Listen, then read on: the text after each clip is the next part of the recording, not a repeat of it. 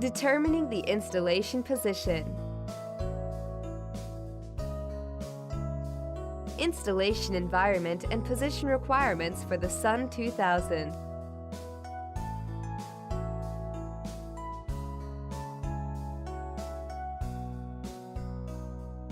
The SUN2000 must be installed vertically or with a maximum backward tilt of 15 degrees when it is mounted on a wall or a standard support. Space requirements for wall-mounted installation.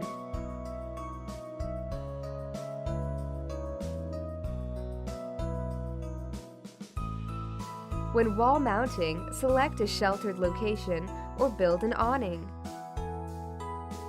Installation modes for multiple SUN2000 units.